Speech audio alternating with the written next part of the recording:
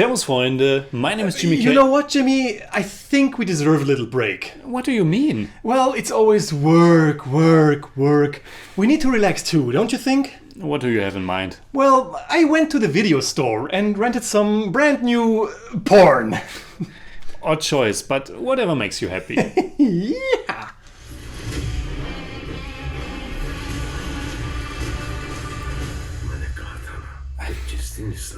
Wait a minute.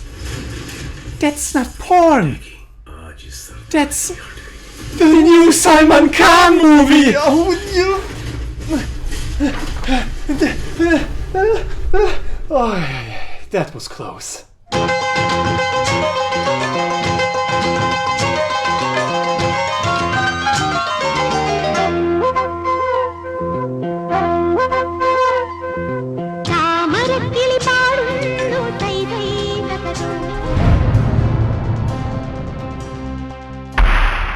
Servus, Freunde. My name is Jimmy Cage. And I'm Dennis, the Buddymeister. And the movie we are talking about today was once again picked by one of our awesome Masala Meister tier supporters. Vishnu picked the Malayalam drama Moonam Pakam.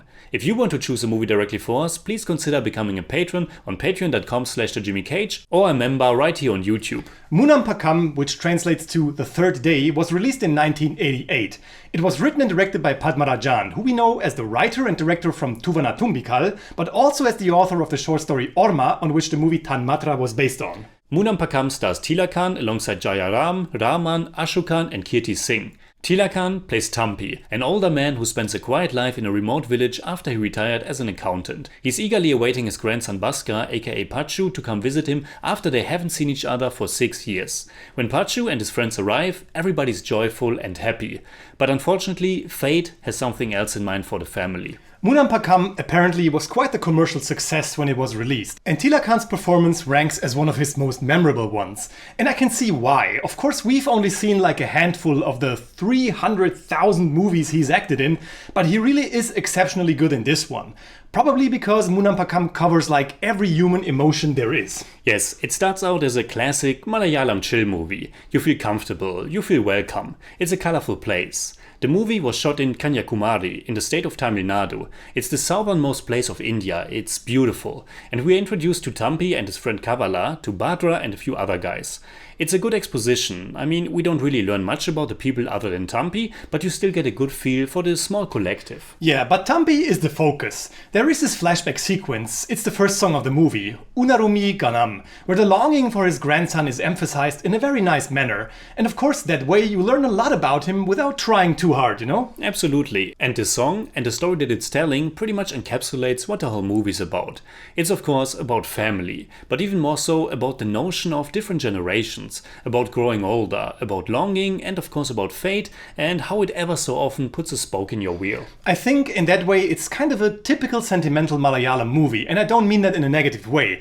I always admired that, to be honest, to be able to tell you something about life and death and about this very personal feeling of closeness and happiness and love. Some of these older Malayalam movies really nail that. I agree. I think Moonam Pakam overdoes it a little bit in its second half, but all in all it works well because of a balanced mixture of comedy and drama and how everything's shown in a very approachable, realistic and lifelike way. Just think about the hilarious scene where they watch the Ten Commandments and then suddenly some erotic movie pops up. It's porn, buddy, it's porn. It's not porn, come on, but regardless whether it is or not, it's a very funny scene, and it's moments like that that build the characters and make you a part of the situation because you can identify yourself with these people's behavior. Yes, and Moonam Pakam is also a quick and brisk movie. I mean, there's not much happening all the time. As we've said, it's more like we are spending some quality time with some friends, but things still progress. And of course, later on there's this major incident that turns everything around. Is this spoiler talk now? I mean, I was kind of surprised of what happened, but then again,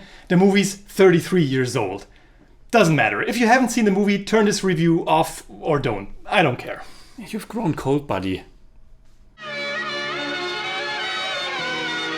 Anyway, the major incident, the death of Pachu, is even harder to take in because we've just seen love bloom between him and Badra in the song Tamarakili Padunu, a great song. It's wonderful, and who else but Ilayaraja could have composed such memorable and profound melodies?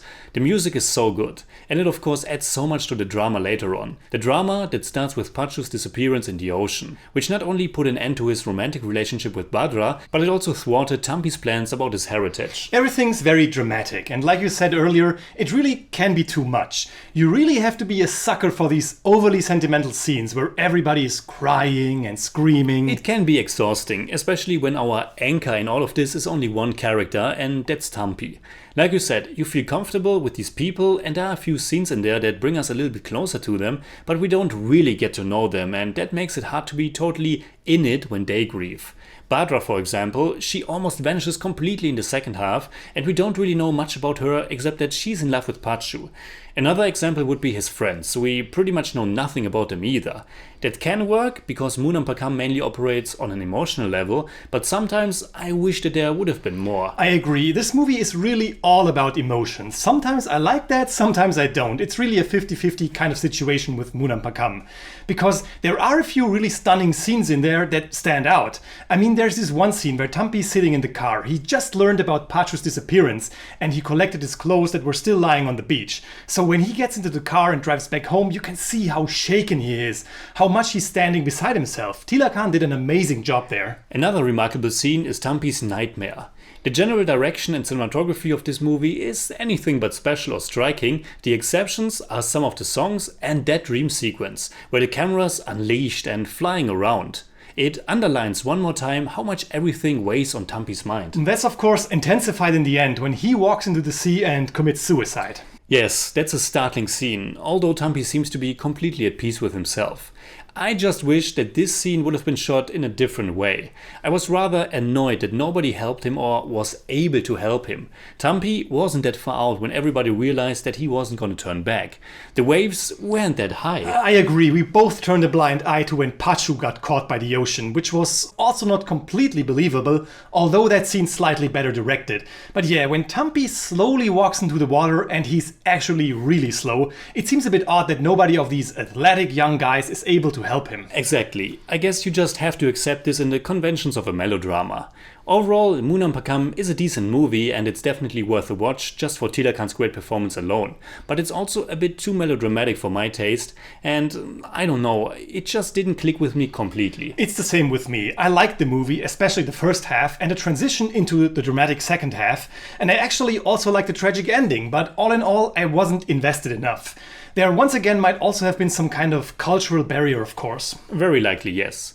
So, what would we say in German about Moonam Pakam? Moonam Pakam ist ein ehrliches, emotionales und lebensechtes Drama, das vor allem von Tila Khans grandiosem Schauspiel lebt. Für unseren Geschmack ist die zweite Hälfte jedoch etwas zu sentimental und melodramatisch. I give Moonam Pakam 7 out of 10. It's more like 6.9. But I don't do that. For me, it's also 7 out of 10. It's more like 6.7, but I don't do that either.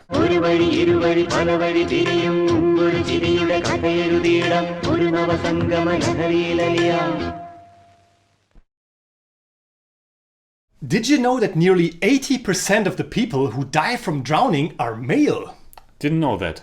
So, what are your thoughts about Moonam Pakam? Leave a comment. You can hit me up on Twitter, Instagram, Letterboxd and also on Patreon, simply at TheJimmyCage. And you can hit me up on Twitter at TheBuddyMeister. And as always, if you enjoyed this episode, please give us a thumbs up, share, subscribe, whatever you like. And make sure you hit that bell for all we have to tell.